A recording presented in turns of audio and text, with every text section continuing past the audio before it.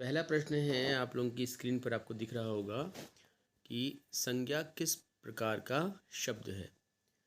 तो अविकारी, निर्विकारी, सविकारी या विकारी। देखो, निर्विकारी और सविकारी ऐसा कुछ होता नहीं है, विकारी और अविकारी होता है आपका ना। ठीक है, तो संज्ञा एक विकारी शब्द है। फिर है, वाक्यों में कौन सा मिश्रित वाक्य का उदाहरण है। देखिए, वाक्यों के प्रकार मैंने आप लोगों को नहीं पढ़ाया है जहाँ तक मुझे याद है।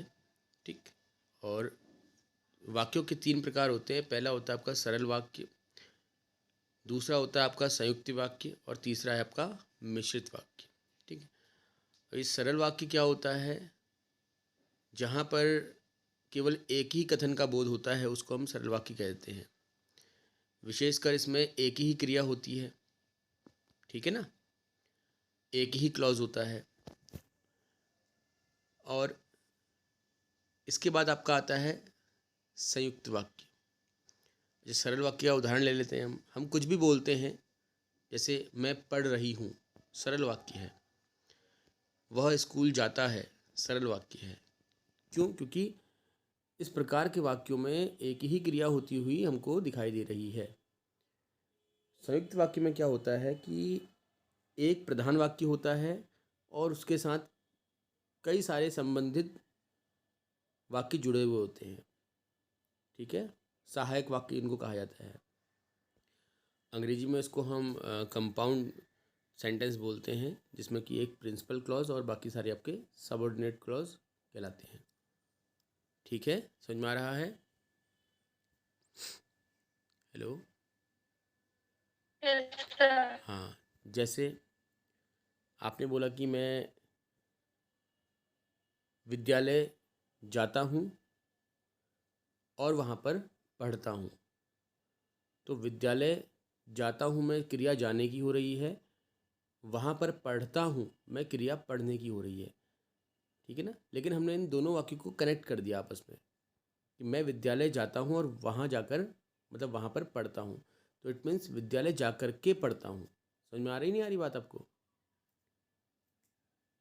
हेलो। तो विद्यालय जाना इसका प्रधान, हाँ, प्रधान वाक्य हो जाएगा और वहाँ पढ़ना इसका सहायक वाक्य हो जाएगा।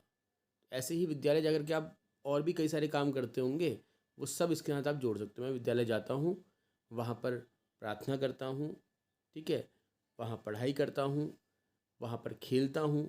तो सारे वाक्य जुड़ जाएंगे इसके साथ, जो कि सहायक वाक्य के रूप में देखे जा सकते हैं। समझ में आ रहा है? Hello hello. Yes sir. हाँ, यस सर। और इसी प्रकार से होता है आपका मिश्रित वाक्य। ठीक है, मिश्र वाक्य लिखा हुआ है, बात वही है, मिश्रित वाक्य या फिर कॉम्प्लेक्स सेंटेंस। देखिए, कॉम्प्लेक्स सेंटेंस और कंपाउंड सेंटेंस, या हिंदी में कहें संयुक्त वाक्य और मिश्रित वाक्य में बहुत बारीक सा अंतर होता है। राइट, उसको समझने के लिए हमको एक अलग डिस्कशन इसके ऊपर करना ही पड़ेगा। तो मिश्रित वाक्य में भी क्या होता है, एक आपका प्रिंसिपल सेंटेंस होता है, बाकी आपके पास क्या होते हैं, सबऑर्डिनेट सेंटेंसेस होते हैं, यानी कि कहें कि सहायक वाक्य होते हैं। लेकिन अंतर ये होता है कि कोई भी वाक्य स्वयं में स्वतंत्र वाक्य नहीं होता, यानी कि किसी भी जो प्रधान वाक्य है उसके अलावा बाकी किसी वाक्य का अपना कोई स्पष्ट अर्थ नहीं निकलता है, जब तक कि उसको हम प्रधान वाक्य के साथ जोड़ करके ना देखें। समझ में आ रहा है? ठीक है, हेलो। Yes sir. जैसे हम ये कहते हैं कि मुख्य अतिथि के आने पर मैंने बोलना आरंभ किया। एक वाक्य तो हो गया मुख्य अतिथि का आना, एक हो गया मेरा बोलना। दोनों आपस में संबंधित हैं, लेकिन मेरा बोलना निर्भर करता है किस पर? मुख्य अतिथि के आने पर। समझ में आ रहा है? हेलो। तो इस तरह के वाक्य जहाँ पर बाकी वाक्यों की निर्भरता पहले वाक्य में हो जाती है, उसको हम मिश्रित वाक्य कहते हैं। तो इस पर हम एक अलग डिस्कशन कल की क्लास में कर लेंगे। ठीक है, फिलहाल आगे बढ़ते हैं अब, क्योंकि ये प्रश्न आपके सामने आ गया था और ये टॉपिक हमने अभी तक पढ़ा नहीं है, तो इसलिए मैंने थोड़ा जिक्र कर दिया। मुझे लगता है कि मोटा मोटा आपको थोड़ा आइडिया तो आ ही गया होगा, क्यों? तो ये पूछ रहा है कि मिश्रित वाक्य कौन सा है। तो पहला प्रश्न आपके पास है, सभी ने महाप्रतापी राजा भोज का नाम सुना है। ये तो हो गया सरल वाक्य। सभी ने महाप्रतापी राजा भोज का नाम सुना है। क्यों है ये सरल वाक्य? क्योंकि इसमें एक ही वर्ब है, सुना है। ठीक है।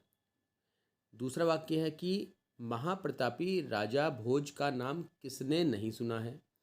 ये भी बिल्कुल वैसा ही प्रश्न है, इंट्रोगेटिव हो गया बस। ठीक है, यानी प्रश्नवाचक हो गया।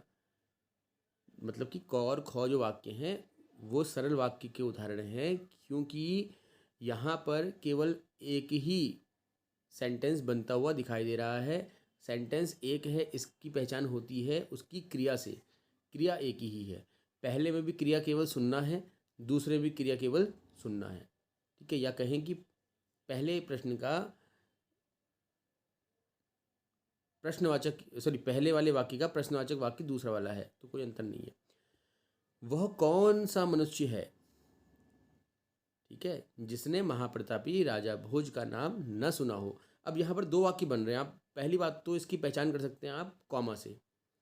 ठीक, वह कौन सा मनुष्य है, एक वाक्य बन गया। बात समझ में आ रही है आपको? हेलो। Yes sir. और जिसने महाप्रतापी राजा भोज का नाम ना सुना हो, तो दो वाक्य आपके यहाँ पर स्पष्टतः बन रहे हैं। ठीक है, वह कौन सा मनुष्य है, वहाँ पर मनुष्य की पहचान पूछी जा रही है, यानी कि एक अलग क्रिया है। और जिसने महाप्रतापी राजा भोज का नाम ना सुना हो, यहाँ पर नाम सुनने की बात की जा रही है, यहाँ पर अलग क्रिया है, तो अलग क्रियाओं का बोध यहाँ पर आपको होता हुआ दिखाई दे रहा है। अब है क्या, अब वो जो मनुष्य है ना जिसके बारे में बात कर रहे हैं, वो निर्भर कर रहा है किस पर? महाप्रतापी राजा भोज पर। कि ऐसे मनुष्य की बात कर रहे हैं जिसने राजा भोज का नाम ना सुना हो। तो ये संयुक्त वाक्य का आपका साधारण सा उदाहरण हो गया। तो ये तो बस ये भी बहुत सरल है। ठीक है, समझ में आ रहा नहीं यार आप लोगों को? Hello hello. सर आ रहा है। अब हाँ, अब एक प्रश्न आपका नया आ गया है। देखो, पिछले हफ्ते हमने साहित्य पर प्रश्न किए थे, इस हफ्ते 3-4 मैं प्रश्नावली कराऊंगा आपको व्याकरण पर। ठीक है, ज़रूरी है। दही शब्द का लिंग क्या होता है? अब देखो, ये आप ध्यान देना, ऐसे बहुत सारे प्रश्न आपको दिखेंगे अलग अलग परीक्षाओं में जहाँ पर लिंग पूछा जाता है किसी निर्जीव वस्तु का। वैसे वैसे तो सर लिंग, पुल्लिंग। हाँ वो तो तुम बता दिया ठीक है ना। वैसे तो बहुत रेयर ही होता है कि आपसे स्त्री पुरुष के बारे में पूछा जाए, है ना। यही पूछा जाएगा, बादल का कौन सा लिंग है। तो लिंग की पहचान कैसे करोगे आप? तो आप क्या करें, पहचान करने के लिए एक वाक्य बना लें दही से। बनाओ कोई भी वाक्य। मैंने दही खाया। दही खट्टा हाँ बिल्कुल, दही खट्टा होता है। दही खट्टा मैंने दही खाया। तो ये खाया होता है, ये क्या है? ये पुल्लिंग का बोध करा रहा है, नहीं करा रहा है? क्यों ना? वो आदमी जाता है, वो आदमी खाता है, तो खाता है, तो ये पुल्लिंग का बोध। अब ऐसे ही अगर देखो मिठाई, क्या बोलोगे? मैंने मिठाई खाई। मिठाई बहुत मीठी होती है, ये सुन नो। तो इस प्रकार से मिठाई हो जाएगी यस स्त्रीलिंग। सर। हाँ ठीक यस है ना। सर।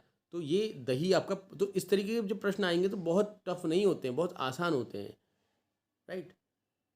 अभी आप लोगों को जानकारी होगी ही कि बंगाल साइड को ये स्त्रीलिंग पुल्लिंग को चलता ही नहीं, यहाँ पर तो सब चल जाता है। वहाँ के लोगों के लिए पहचानना मुश्किल पड़ जाएगा ऐसा प्रश्न हिंदी का।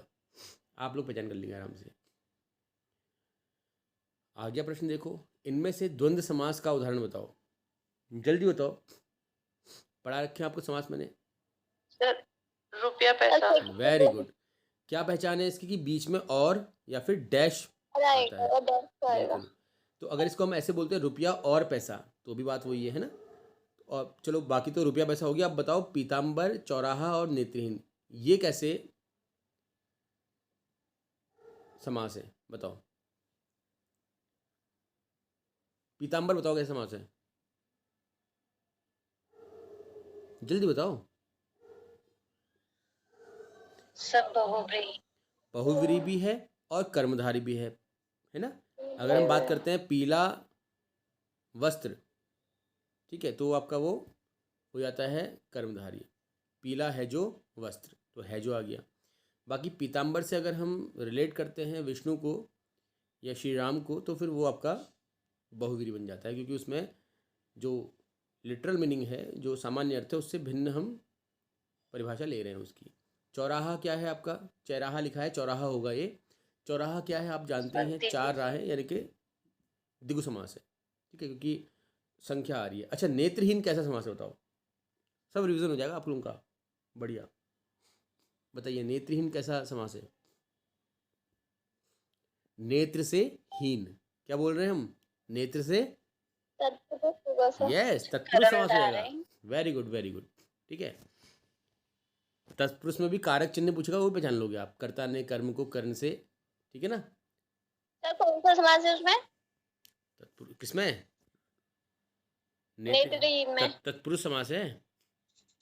ठीक है, बता दीजिए प्लीज। क्या वो डिस्कनेक्ट हो गई थी क्लास। क्या बताना है बेटा? सर एक समास प्लीज रिपीट करिए, से मैं थोड़ा डिस्कनेक्ट थी। कोई बात नहीं, जो चल रहा है उसी को देखो, फिर बाकी आप वीडियो बाद में देख लेना, ठीक है ना। माँ ने बच्चों को बुलाया, हाँ, माँ ने बच्चों को बुलाया, यह किस कारक का उदाहरण है? बताओ। कर्ता कारक। बिल्कुल स्पष्ट है। कैसे पहचान की आपने इसकी? हाँ, कैसे पहचान की? माँ ने, कर्ता ने। वेरी गुड, ठीक है। ये तो कर्म कारक दिखा रहा है आपका, बताओ आप, बोलो। कर्म का जो सिंबल होता है तो को होता है। हाँ, तो को भी तो है इसमें, चिन्ह तो दोनों है ना। तो फिर सर जो एग्जाम में क्वेश्चन आएगा उसमें अंडरलाइन करा रहेगा। यस, बिल्कुल। तो ये प्रश्न ही अपने आप में क्या है, अधूरा है, ठीक है ना। तो ये याद रखना आपको, ओके। अच्छा, शुद्ध वाक्य का चयन कीजिए। शुद्ध वाक्य पहचानना है आपने। गीता अच्छा पुस्तकें हैं, नहीं, ये तो पहचान ही लोगे आप, गीता अच्छी पुस्तक है, इसमें टाइम वेस्ट नहीं करते ना हम। कौन सा आर्य भाषा समूह में नहीं माना जाता है? बताओ। आर्य भाषा समूह में कौन सा नहीं आता, बताओ, बोलिए। चीनी, चीनी तिब्बती भाषा समूह के अंदर आती है। संस्कृत भारूपी के अंदर आती है। फारसी भारूपी के अंदर आती है ना। हेलो। तो लैटिन जो है वो आर्य भाषा समूह के भाग नहीं है। व्याकरणीय या व्याकरणिक रूप से शुद्ध वाक्य है। सबको आवाज आ रही नहीं आ रही है? आ रही है सर। ठीक है, तो व्याकरणिक रूप से शुद्ध वाक्य है, बताओ। आपको ग्रामर चेक करनी है। उन्हें एक पुत्र है, उनका एक पुत्र है, उनके एक पुत्र है, और उनको एक पुत्र है। तो उनका एक पुत्र, बिल्कुल स्पष्ट रूप से उनका एक पुत्र है, ये इसका सही आंसर हो जाता है, ठीक है। अब क्यों उन्हें एक पुत्र है, ये कोई सेंस बनता नहीं। उनका एक पुत्र है, जब हम एक पुत्र की बात करें तो उनका ही लगेगा कि एक वचन है। एक से अधिक की बात करते तो हम उनके लगाते, तो ये भी गलत हो जाएगा, गौ वाला आपका, तो ठीक है ना। तो उनको एक पुत्र है, ये कोई सेंस बनता नहीं। तो पहला और चौथा जो है वो तो सेंसलेस ही है। जो मांस खाता है उसके लिए कौन सा शब्द उपयुक्त किया गया है, बताओ। जो मांस खाने वाला है, मांसाहारी बोलते हैं ना आप सामान्यतः। Yes sir. हाँ, यहाँ पर मांसाहारी शब्द तो नहीं लिखा है ना उसने, ठीक है।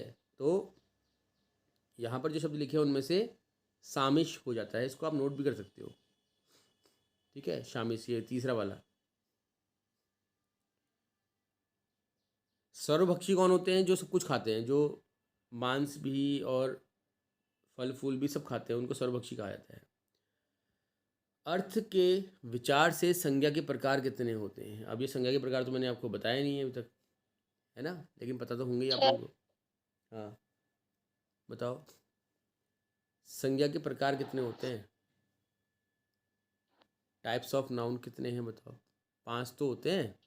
5 5 होते हैं। बताओ ज़रा एक एक करके नाम बताओ। कॉमन कौन कौन से होते हैं दोबारा बोलिएगा आप ज़रा। नाउन के 5 प्रकार। पहला व्यक्तिवाचक, दूसरा बताइए समूहवाचक, है ना, तीसरा भाववाचक, चौथा वस्तुवाचक, और एक कौन सा रह गया? जल्दी बताओ। द्रव्यवाचक। द्रव्यवाचक। वस्तुवाचक द्रव्यवाचक एक ही होता है। और बताओ, एक रह गया आपका। तो जातिवाचक। जातिवाचक रह गया, ठीक है ना। तो व्यक्तिवाचक, जातिवाचक, समूहवाचक, भाववाचक और द्रव्यवाचक बोलो या वस्तुवाचक बोलो, एक ही बात है। 5 प्रकार होते हैं संज्ञा के। अपादान तत्पुरुष समास। अब आ गया तत्पुरुष समास के अंदर का भाग का सही शब्द चुनिए। आपके सामने 4 ऑप्शन हैं, आपको अपादान तत्पुरुष समास की पहचान करनी है। बताओ।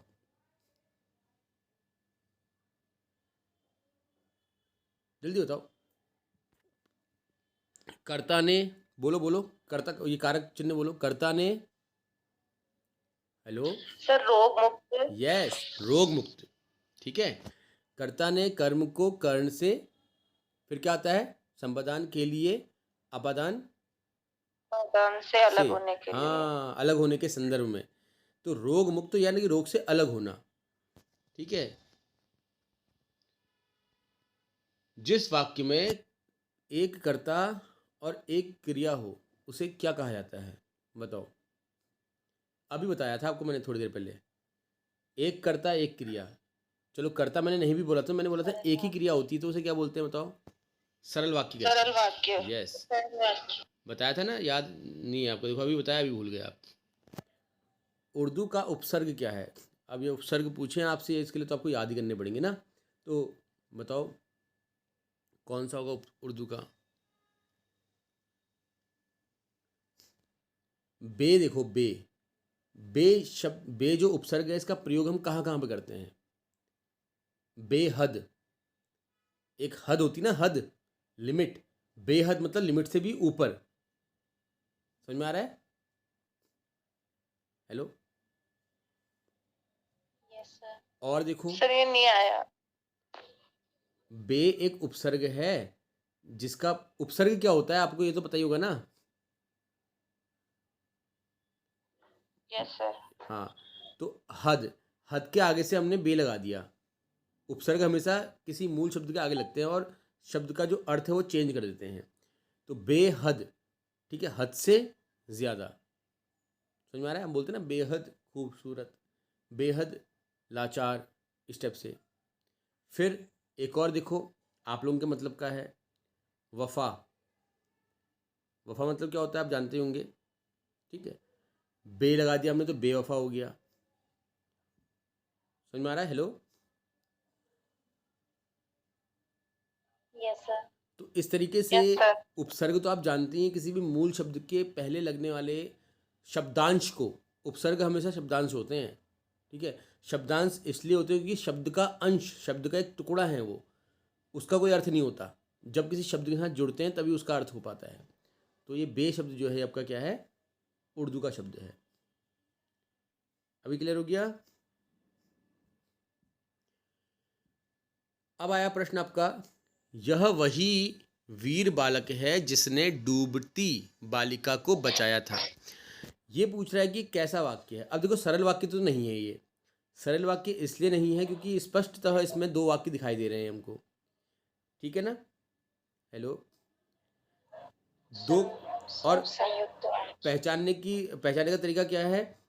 क्रिया पहचान लो। तो इसमें 2 क्रियाएं हैं, एक तो वह वीर बालक है, ठीक है, समझ में आ रहा है। यहाँ पर एक क्रिया हो गई आपकी, उसके होने का बोध करा रहा है। दूसरा डूबती बालिका को बचाया, बचाया बचाने की बात कर रहा है। तो ये कैसा वाक्य होता है ये आपको बताना है, ठीक है। तो ये मिश्र वाक्य। बिल्कुल मिश्र वाक्य का उदाहरण है। अभी अभी आपने पहला प्रश्न ही यही पढ़ा था, ठीक। तो कल की क्लास में मुझे याद दिला देना, संयुक्त वाक्य और मिश्र वाक्य में बीच में डिफरेंस बता दूंगा आप लोगों को। और आप लोगों के लिए होमवर्क भी रह गया ये, आप अपना नोट कर लीजिए इसको, कि हालांकि आप होमवर्क करके भेज नहीं रहे हो कोई भी आजकल, मिश्रित वाक्य और संयुक्त वाक्य में अंतर, ये आपका होमवर्क है। सरल वाक्य तो आप समझ गए, कठिन वाक्य तो मतलब ही नहीं होता, क्योंकि वाक्य के 3 प्रकार होते हैं, सरल, मिश्र और संयुक्त। कठिन तो इसने ऐसे लिख दिया। निम्नलिखित में से एक लोकोक्ति की विशेषता नहीं है, विशेषता, ठीक है। लोकोक्ति क्या नहीं होती है? देखो, अंग्रेजी में अगर बात करें हम तो सेंटेंस, फ्रेज और इडियम। हिंदी में बात करें तो वाक्य, सेंटेंस को बोलते हैं वाक्य, फ्रेज को बोलते हैं वाक्यांश, वाक्य का अंश, और लोकोक्ति को, इडियम को बोलते हैं हम लोकोक्ति। क्या डिफरेंस होता है, मैं थोड़ा सा आपसे चर्चा करना चाहूँगा इस पर। देखिए, वाक्य शब्दों का वह संकलन है जिसका अपना एक स्पष्ट अर्थ होता है। समझ में आ रहा है? हेलो? और हाँ, और साथ ही अर्थ तो होगा, और साथ ही उसका एक प्रारूप होता है। प्रारूप मतलब सिंटैक्स होता है कि पहले संज्ञा आएगी फिर सर्वनाम आएगा। जैसे हिंदी की अगर हम बात करें तो मैंने पहले पढ़ाया है बच्चों को, ठीक है। हिंदी के वाक्य की बात करते तो क्या होता है आपका? सब्जेक्ट, ऑब्जेक्ट और फिर वर्ब। राम खाता है, राम सब्जेक्ट हो गया, खाता मतलब क्या हो गया आपका, बताओ? वर्ब। समझ में आ रहा है? हेलो? राम खाना खाता है, तो राम हो गया सब्जेक्ट आपका, खाना हो गया ऑब्जेक्ट, और खाता है वर्ब हो गया। मैं विद्यालय जाती हूँ, मैं सब्जेक्ट, विद्यालय ऑब्जेक्ट और जाती हूँ वर्ब। ये एक सेंटेक्स है, ठीक है, यानी कि प्रारूप है। तो ये जो भी वाक्य होगा वो उस प्रारूप को ज़रूर फॉलो करेगा, ठीक है। वाक्य की 2 विशेषताएं होती हैं। पहला तो ये कि उस शब्दों का ऐसा संकलन जिसका अपना एक स्वतंत्र अर्थ होता है, और दूसरा कि उसका एक निश्चित प्रारूप होता है। प्रारूप मतलब कि सिंटैक्स होता है, पहले सब्जेक्ट आएगा फिर ऑब्जेक्ट फिर वर्ब, इस तरह से। वाक्यांश, वाक्यों का ऐसा संकलन जिसका ना तो कोई प्रारूप होता है और ना ही कोई स्वतंत्र अर्थ होता है, मतलब कि उसका अर्थ भी नहीं होता अपना कोई, ठीक है। तो अब जब अर्थ ही नहीं होता है तो हम फ्रेज यानी कि वाक्यांश को क्यों लिखते हैं? तो उसका अर्थ अपने आप में नहीं होता है ना। जैसे आपको बताया था मैंने, उपसर्ग और प्रत्यय क्या होते हैं? शब्दांश होते हैं। उपसर्ग पहले लगता है, प्रत्यय बाद में लगता है। शब्दांश होते हैं, उनका अपना कोई अर्थ नहीं होता, लेकिन मूल शब्द के साथ जुड़ करके वो अर्थ प्राप्त कर लेते हैं। ऐसे ही जो फ्रेज है या वाक्यांश है, उसका अपना तो कोई अर्थ नहीं होता, लेकिन जब उसको हम किसी वाक्य के साथ जोड़ते हैं तो वो अपना वो एक अर्थ प्राप्त कर लेता है। उदाहरण के लिए एक वाक्य है, मैं विद्यालय जाता हूँ। ये क्या है? वाक्य। समझ में आ रहा है? हेलो? मैं विद्यालय जाता हूँ, ये एक वाक्य है, और ये सरल वाक्य है। स्पेशली फ्रेज की बात करें, सफ़ेद रंग की स्कूटी या सफ़ेद रंग की गाड़ी। तो सफ़ेद रंग की गाड़ी 4 शब्दों से मिला हुआ है, वाक्यांश हो गया। तो सफ़ेद रंग की गाड़ी का कोई अर्थ नहीं है अपना, लेकिन जब मैं इसका प्रयोग करूँगा वाक्य में, यानी कि मैं सफ़ेद रंग की गाड़ी से विद्यालय जाता हूँ, तब जाकर के कह सकते हैं कि ये आपका एक अर्थ पकड़ लेगा। तो बाकी वाक्यांश बहुत टिपिकल नहीं है।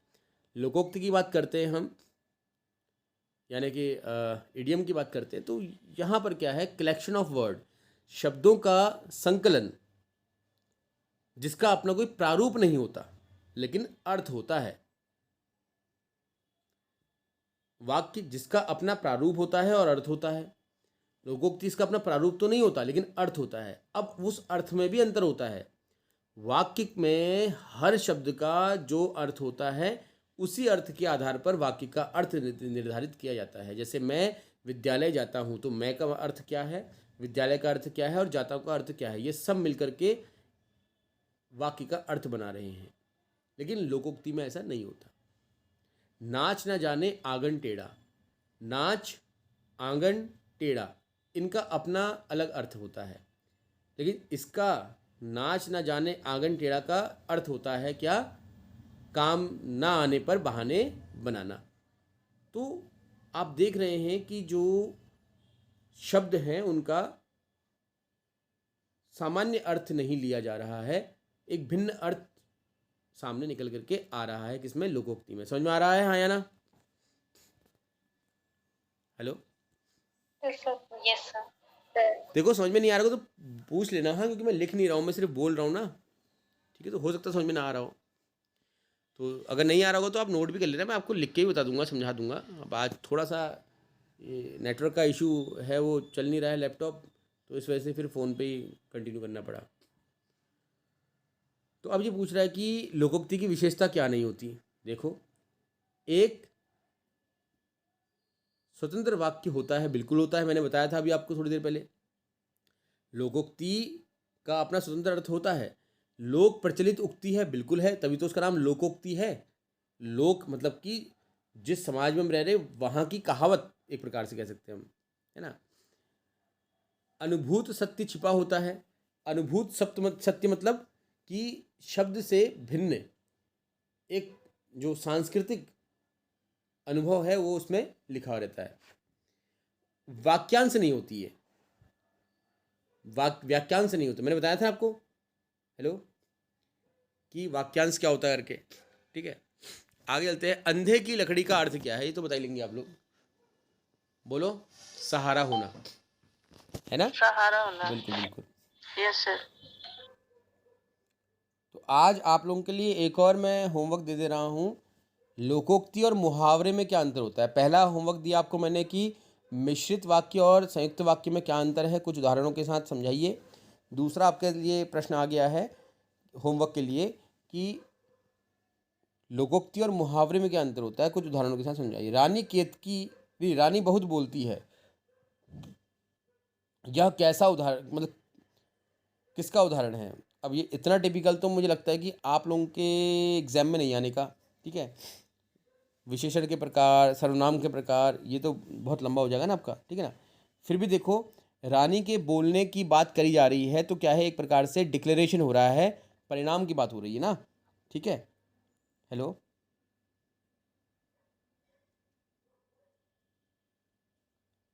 हेलो, आवाज़ आ रही है आप लोगों को? Yes sir. हाँ। Yes sir. देखो अब यहाँ पर क्या है ना, विशेषण की बात करें। देखो विशेषण क्या होते हैं, जो किसी भी संज्ञा की विशेषता बताते हैं उसको हम विशेषण कहते हैं, संज्ञा या फिर सर्वनाम की। तो यहाँ पर रानी बोलती है, तो रानी बोलती है कितना, बहुत बोलती है। कितना बोलती है, बहुत बोलती है। कितना बोलती है, बहुत बोलती है, यानी क्या है, एक क्वांटिटी बता रहा है ना वो। Hello, yes sir. हाँ, तो इसलिए क्वांटिटेटिव एडजेक्टिव अंग्रेजी में और हिंदी में इसको हम परिणाम वाचक क्रिया के विशेषण कह देते हैं, ठीक है। अच्छा सॉरी, ये क्रिया विशेषण है, ये है आपका क्या है, एडवर्ब है, क्योंकि ये बोलने की विशेषता बता रहा है। रानी की विशेषता थोड़ी है, रानी बहुत बोलती है। देखो रानी की विशेषता थोड़ी, यहाँ पर रानी बहुत बोलती है ना। तो रानी क्या करती है, बोलती है। कितना बोलती है, तो बोलने की विशेषता बता रहा है। रानी की विशेषता क्या होती है, रानी सुंदर है, ठीक है, रानी गोरी है, रानी अच्छी है, ये होती रानी की विशेषताएं। यहाँ पर बोलने की विशेषता। तो विशेषण और क्रिया विशेषण समझ लीजिए थोड़ा सा आप, और होमवर्क डालिए, विशेषण एवं क्रिया विशेषण में अंतर, ठीक है। विशेषण वे शब्द होते हैं जो किसी सर्वनाम और संज्ञा की विशेषता बताते हैं। जैसे वह बहुत ही बुरा आदमी है, तो उसकी विशेषता बताई गई, वो बहुत बुरा आदमी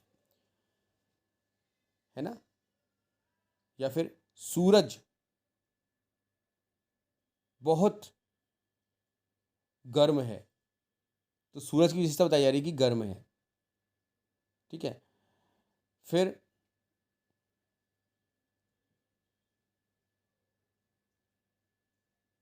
इसके अलावा बहुत सारे एग्जाम्पल आपको मिल जाएंगे, ठीक है ना। गुलाब सुंदर है, गुलाब की विशेषता, ठीक है। और कमल सुंदर है, कमल की विशेषता, ठीक है। लड़की काली है, लड़की की विशेषता। स्कूटी काली है, स्कूटी की विशेषता। तो यहाँ पर जब संज्ञा या सर्वनाम की विशेषता बताई जाए तो उसको हम बोल देते हैं विशेषण। क्रिया विशेषण क्या होते हैं ये समझ लीजिए, इम्पोर्टेंट है। क्रिया विशेषण जब क्रिया यानी कि वर्ब, विशेषण यानी एडजेक्टिव और क्रिया विशेषण यानी कि एडवर्ब की विशेषता बताने वाले शब्दों को हम क्रिया विशेषण कहते हैं। उदाहरण के लिए सबसे पहले हम क्रिया को ले लेते हैं, ठीक है। तो सुनिएगा, मैं खाता हूँ, ठीक। क्रिया कौन सी है यहाँ पर बताओ, बोलो। खाता हूँ। खाता हूँ। मैं, हाँ, मैं कम खाता हूँ। तो कम किसकी विशेषता बता रहा है, मेरी या खाने की? खाने की। तो ये क्या हो गया, क्रिया विशेषण, ठीक हो गया। ऐसे ही मैं पढ़ता हूँ, क्रिया क्या है यहाँ पर, पढ़ना। मैं कभी कभी पढ़ता हूँ। तो ये कभी कभी जो शब्द है किसकी विशेषता बता रहा है, वो क्रिया विशेषण। बिल्कुल ठीक है। इस तरीके से क्रिया की विशेषता बताने वाले शब्द क्या होगा, क्रिया विशेषण। अब आते हैं हम विशेषण की विशेषता बताने वाले शब्द। देखो, मैंने कहा था कि गुलाब सुंदर है, तो यहाँ पर विशेषण क्या है, सुंदर। बोलो हाँ या ना। Yes sir. अब मैं बोलता हूँ गुलाब बहुत सुंदर है, गुलाब बहुत सुंदर है। तो जो बहुत शब्द है वो किसकी विशेषता बता रहा है, सुंदरता की। सुंदरता कितनी, बहुत ज़्यादा। फिर हेलो, यस सर। हाँ, मेरे पास या वह स्कूटी काली है, ठीक है। तो जो काला रंग है वो किसकी विशेषता बता रहा है, स्कूटी की। स्कूटी कैसी है, काली है। समझ में आ रहा है। फिर हम बोलते हैं कि वह स्कूटी तो बहुत ही ज़्यादा काली है, बहुत ही ज़्यादा। तो यहाँ पर जो बहुत ही ज़्यादा या कहें फिर ज़्यादा काली है, तो ज़्यादा या बहुत ये शब्द किसकी विशेषता बता रहे हैं, कालेपन की। कालापन कैसा है, बहुत ज़्यादा है, ठीक है। समझ में आ रहा है। जलेबी मीठी है, तो ये मीठा क्या है यहाँ पर, किसकी विशेषता बता रहा है, जलेबी की। क्यों, तो मीठा क्या हो गया, विशेषण हो गया। अब हम बोलते हैं कि जलेबी बहुत मीठी है, तो ये बहुत शब्द किसकी विशेषता बता रहा है आपका, बोलो मीठेपन की। तो इट मीन्स मीठेपन की विशेषण। इस तरीके से क्रिया विशेषण हो गया, क्रिया विशेषण जो किसी विशेषण की विशेषता बताते हैं, ठीक है। Hello, yes sir. ऐसे ही कुछ शब्द क्रिया विशेषण की विशेषता बताने वाले होते हैं, उसे भी क्रिया विशेषण ही कहते हैं। तो ये आप समझ गए होंगे आई थिंक कि क्रिया विशेषण क्या होता है, ठीक है। बाकी आपको मैंने होमवर्क बोल ही दिया, क्रिया और क्रिया विशेषण पर अंतर देखिएगा। तो परिणाम बता रहा है वो कि कितना बोलती है, तो ये आपका क्या हो गया, कैसा क्रिया विशेषण हो गया आपका, ये बोलो, परिणामवाचक। राम खेल रहा है, इस वाक्य में उद्देश्य क्या है, उद्देश्य किस चीज़ का हो रहा है, बताओ यहाँ पर क्या उद्देश्य है, खेलना। यस। इसको देख लेना है, ये तो राम बता रहे हैं यहाँ पर, उद्देश्य, ठीक है। इस प्रश्न को नोट कर लो, इसे देखेंगे फिर। अब है आपका निम्नलिखित में से किस शब्द की वर्तनी सही है, ये तो आप खुद ही देख लीजिए। अनुग्रहित कैसे लिखते हैं करके, ठीक है। अनुग्रहित होता है इस तरीके से, ये बहुत इंपॉर्टेंट शब्द है, इसको देख लेना आप, ठीक है। ठीक है, मैं फिर से कह रहा हूँ, इसको आप देख लीजिएगा, ठीक है। अगर जहाँ पर भी डाउट हो उसमें हमने जाना नहीं अंदर। फिर है निम्नलिखित में से स्त्रीलिंग शब्द कौन सा है, बाजरा। बाजरा तो आप जानते ही हैं कि बाजरा पीस के लाना है, ठीक है, या बाजरा अच्छा होता है शरीर के लिए, ठीक है। आटे, है ना, आटा शरीर के लिए अच्छा होता है। शीशा टूट गया, समझ में आ रहा है ना। ये तो सब पुल्लिंग शब्द है आपके। वेदना जो है वो आपका स्त्रीलिंग शब्द है। तो आई थिंक आज के लिए इतना ही करते हैं। फिर आप लोगों को जो होमवर्क दिया वो करिए आप, और नेक्स्ट क्लास में फिर हम और कुछ क्वेश्चंस देख लेंगे आगे। ठीक है, चलिए क्वेश्चंस पूरे हो गए आज के। Thank you all of you, have a good day.